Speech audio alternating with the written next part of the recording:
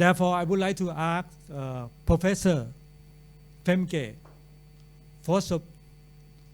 Vossepoel, difficult to, if I'm not correct, our project leader, to tell us about this project. This is a project. Professor FEMKE, the floor is yours. Thank you. ขอบคุณครับ Just mention, she just have a full professor a couple months ago.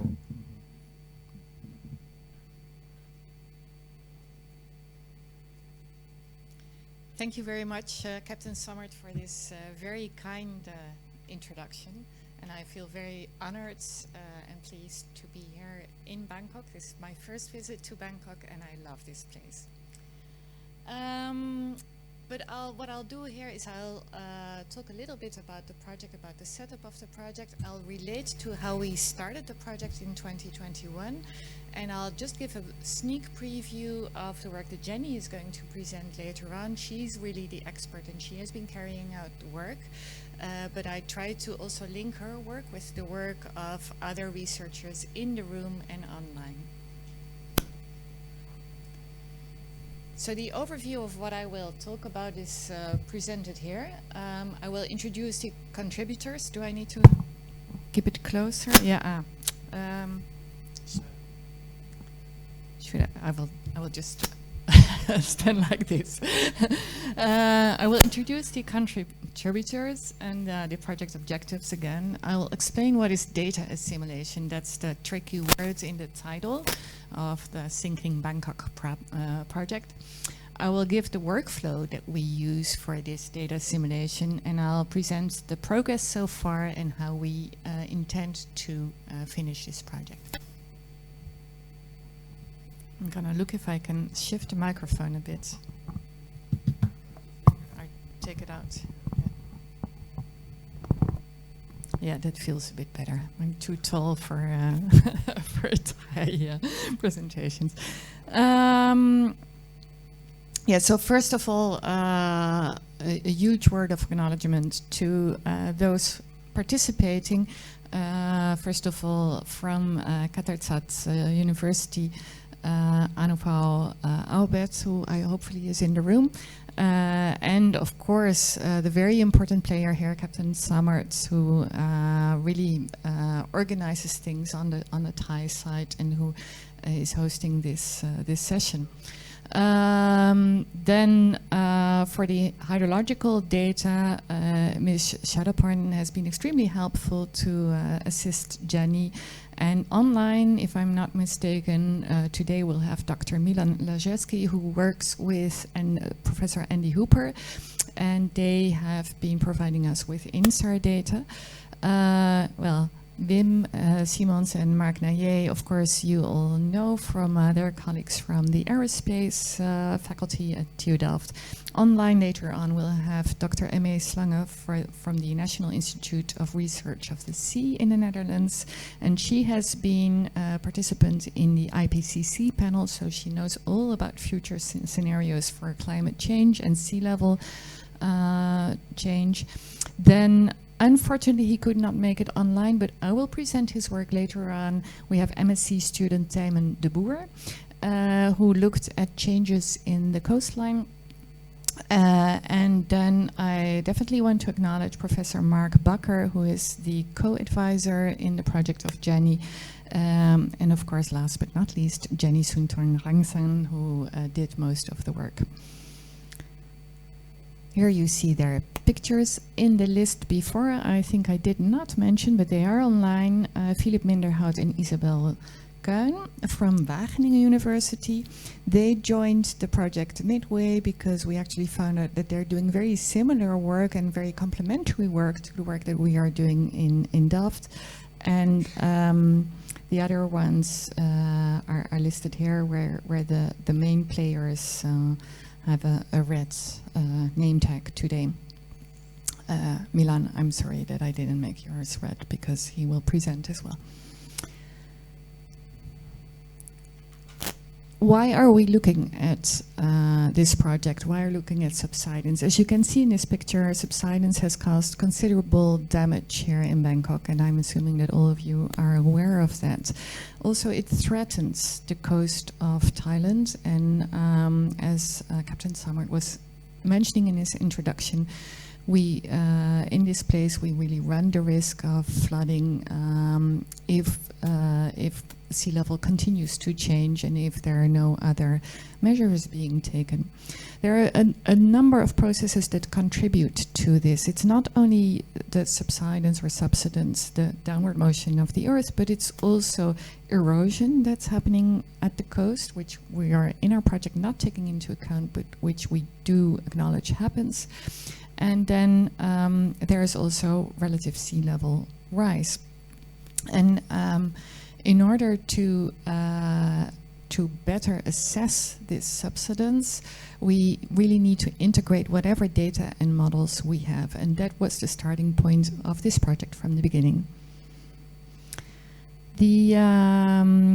Before we started to formulate our project, we looked at the geology of this region, which is quite complex, and I'm by no means an expert, but from a paper by FEMKE, you see this cross-section, which is actually adapted from another study, where you see all the different sediments in this region.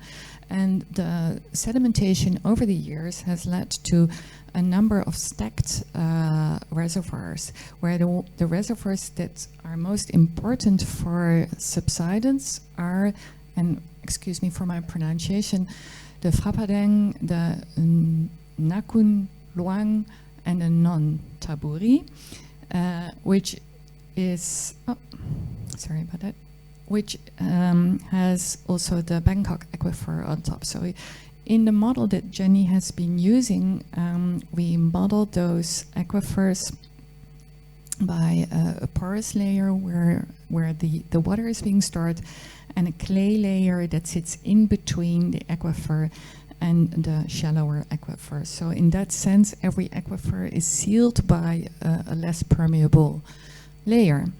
And this is the real geology as we see it, but in practice we model it with a simplified model that is shown here, and Jenny will say a bit more about this later.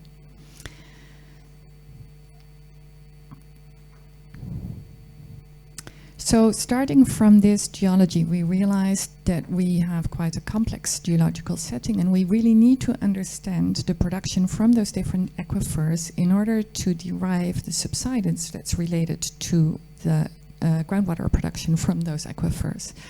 And for that, I consulted Professor Bakker from our university, who is an expert in groundwater modeling, and he has a data-driven package called PASTAS that allows us to model those groundwater changes. Now, coming from aerospace, I always feel that we shouldn't just trust the data if we are not confirmed by, we shouldn't just trust the models if they're not confirmed by data, especially if they come from satellites. So that's why we are combining whatever we estimate based on the groundwater modeling and the groundwater data with satellite data. First of all, from GPS, and there Wim has been really helpful in applying the data and their analysis, and with INSAR analyses, which we obtained from Professor Hooper and Milan at Leeds. Then, since it's not only the land subsidence that counts, but also the sea level rising, we are monitoring the sea level changes through tide gauges and satellite altimetry, and that's where Mark Naye comes in, but also using models of the ocean, and that's where the contribution of M.A. Slange is appreciated. Then the core of the work of Jenny is really the combination of the data that we have with the models that we have available. And the advantage of working with models is that you can make projections, you can run scenarios, and that way we can actually, or our ambition is, to model how the surface, the land surface would respond in case of different scenarios. Combining that with IPCC climate change scenarios, we should be able to project how the coast of Thailand is likely to be affected in the coming years. So that was the objective of the project. And our approach is illustrated here, where you see the subsidence that we were talking about with different contributions, but mostly groundwater pumping, and which we are observing with groundwater measurements here on the land side. And then for the sea level rise, we're making use of IPCC combined with tide gauges and altimetry, satellite altimetry. We're verifying and combining the subsidence data that we derive from groundwater with GPS data from GNSS stations, as well as with INSAR. So this whole package of models and data is what we use to provide our analysis. And this is the original project summary. Well, I won't read it out to you, but the idea was that we would combine the data with the models to estimate exactly this coastline change. Now, in practice, we have modified the approach a little bit, because it turned out that really estimating the high waterline changes is not that easy, and I will present about this in the work of Tijmen de Boer at the end of the day. So instead, we really focus on how can we model subsidence from groundwater, and can we verify that with satellite data. And then we're also going to look whether we can do the same approach that Jenny has now developed, whether we can apply that in another delta. And the delta that we're now considering using is the Mekong Delta of Vietnam, because as you may know, Ho Chi Minh City is actually facing very similar problems as Bangkok is. So that replaces our previous approach. Now, the technique that Jenny uses to combine model and data is something that we know as data assimilation. And data assimilation comes from meteorology and oceanography. As you may look at the weather forecast on the 8 o'clock news, I don't know if it's 8 o'clock here in Thailand, but when you look at the weather forecast, quite likely the forecasts or the projections have been made using a model that is combined with local observations of temperature, pressure, and sometimes wind. And by using those data together with the weather models, we can actually create better forecasts than if we would just use the model alone.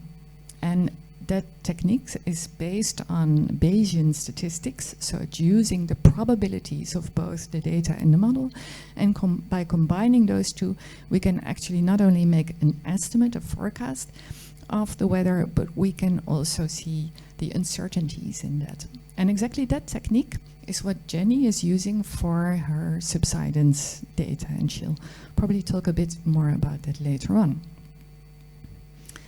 Then the data that we have to our disposition are, first of all, the GPS data from the GNSS stations.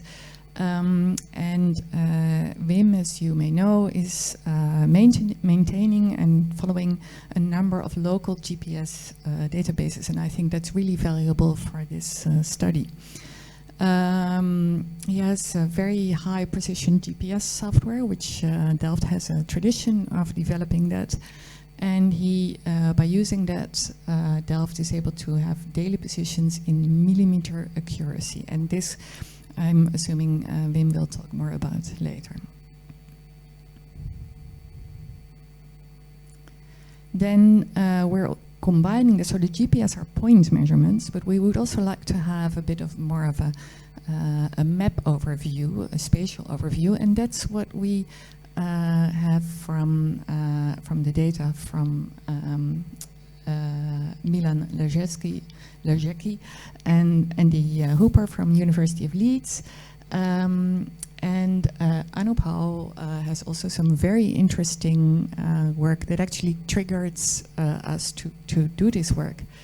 I'm not sure if I put the name correctly here, but I think Anirudh Ladawadi is also going to talk about INSAR. So that will be very interesting to see later on. And this is just an animation to show how the sea level has really changed in this area near Bangkok. Then the sea level data, I already mentioned this. This is where Mark plays an important role with his specialized and high precision analysis of various altimetry data sets. But what is really important is that these data have been combined with the local tide gauges that are around the Gulf of Thailand. Now, our student Tijmen de Boer has also taken those tide gauge data and tried to combine that with different scenarios for subsidence, and I will talk about that later on. For the more global sea level analysis, M.A. de Boer has delivered data from the IPCC analysis, both the model into comparison project CMIP6 and the reanalysis of the climate.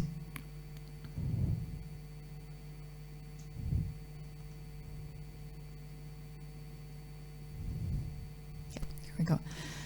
But back to the work of Jenny now. So Jenny will, of course, talk about this herself, but she started off with a large set of groundwater data from the Water Resources Department, and she has been evaluating those using the PASTAS model, and she's also been looking a bit at the surface water level, as well as the E-P, the evaporation and rainfall data that can be used to together estimate the variations of the groundwater, and the groundwater variations are then the input for the modeling of subsidence. So Jenny modeled subsidence for all of these locations here in purple, and shown in the left is the subsidence as simulated based on the groundwater data for this BKK 013 well nest. And what is interesting to observe is that we can simulate it for a long time series, but if we look at what is observed from leveling data, that's only a relatively short period. And as far as I know, there's no GPS measurement in this neighborhood. So at the moment, this is all she can use to follow subsidence. Also, the INSAR data have certain gaps, so that makes it really difficult to have subsidence data to verify the model over this entire period. But for this period, roughly the early 90s to the early 2000s, we can observe the simulated data with the observed data, and that actually shows that groundwater is the main source of subsidence in this region.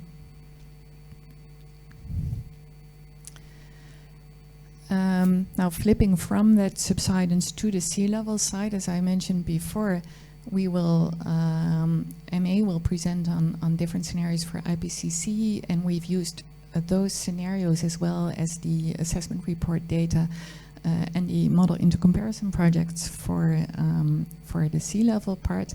And for the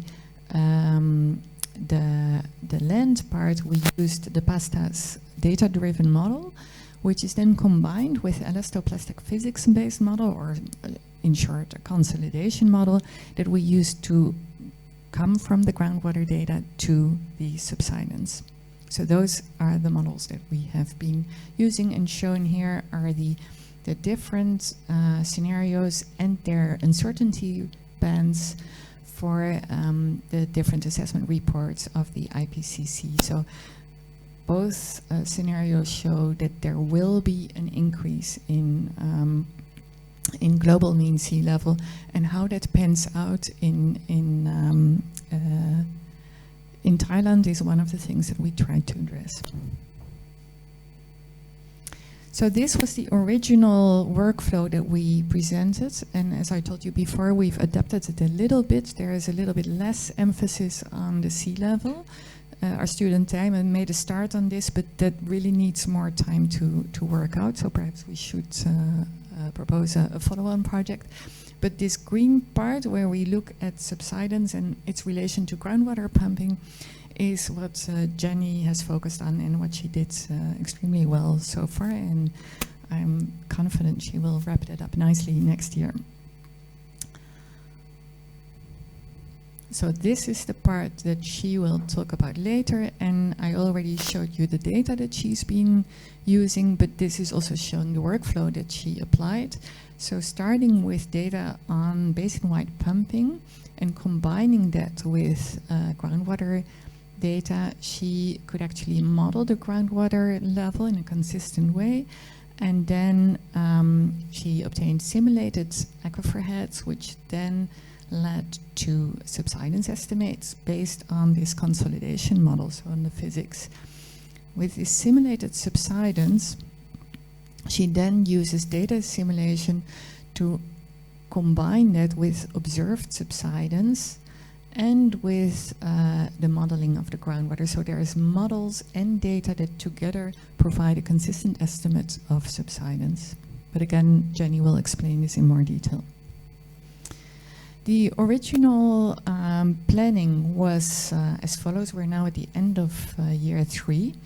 So we were expecting to move towards the high water line analysis, or the high mean water line, and the mean high water line analysis.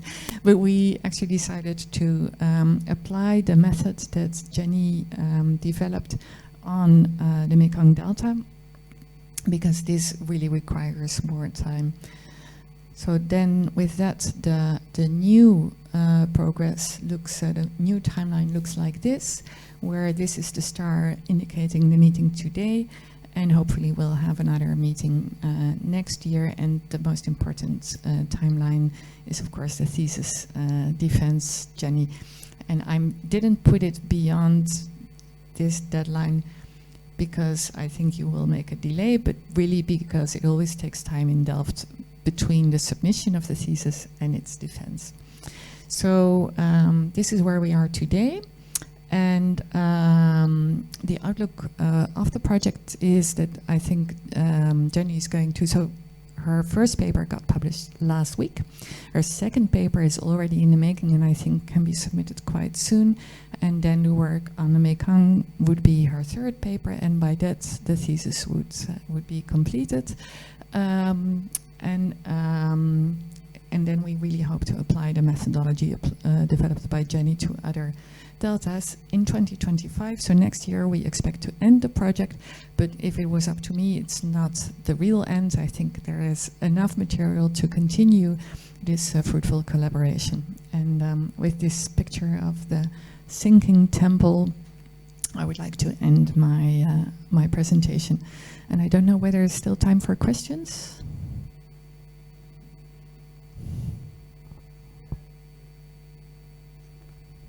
Any questions from the room or online?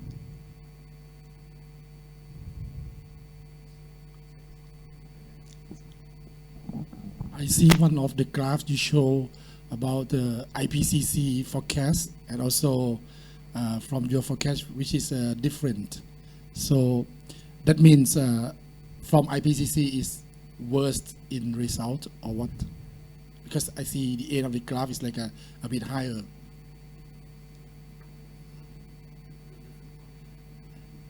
Yeah, there I showed several different. This one. You mean these ones? Yes. Yeah. So these are different scenarios, and I think MA can, who will be in a call later on, she can definitely comment on which scenarios these are. I'm looking at Jenny. Jenny, did you use? Do you know by heart which scenarios you used for your projections? Jenny didn't use IPCC, she used different pumping scenarios, but the work of Tijmen did use the IPCC scenarios. But then I feel that the results of Tijmen still, are very uncertain because we have a lack of data. So I wouldn't want to make any conclusive remarks on that. Some uncertainty. There is a lot of uncertainty, yes. But I use this slide to illustrate that for sure the sea level will rise. I mean, and this is global sea level. So locally there could be, it could be different. That also depends on the local currents. But for that, I think we would need to work more with local, like regional ocean models rather than with the output of the global ocean models that we used in the study that I'll present this afternoon. Thank you. You're welcome. I see there's one more question. Do we have time for that? Hello. We come from kind of application. I come from urban planning discipline. So I would like to see, and we are in the Bang Khun Tien area, which is like very affect very much from this kind of sea level rise. So I would like to hear your kind of conclusion on application. Are there anything as of now that you can tell the city or tell the people, the community like next to the sea? I wish I could, and I'm extremely interested in this topic. I believe even next week there's something on organized by the Dutch Embassy on the resilience of Bangkok, and I think especially for the city it's very important to know what we can expect. In the work of Jenny, there are some scenarios, but those are, like I said, they're only covering the land part, not the ocean part. And they are based on hypothetical scenarios for groundwater pumping, as we don't really know what the groundwater pumping will be. But I think the urban resilience is extremely important today, and I would be happy to talk to you also in the break to see if there's anything that we can learn from each other. I know there are also other groups in Delft working on urban resilience. At the moment I'm not too much involved in that, but I think the translation from our results to how do we then protect the city and how do we mitigate possible climate effects is extremely important. Thank you. And with that, I think I will hand over to and Captain Samart is pointing to Wim, so I leave it to Captain Samart to introduce Wim. Thank you so much, FEMKE.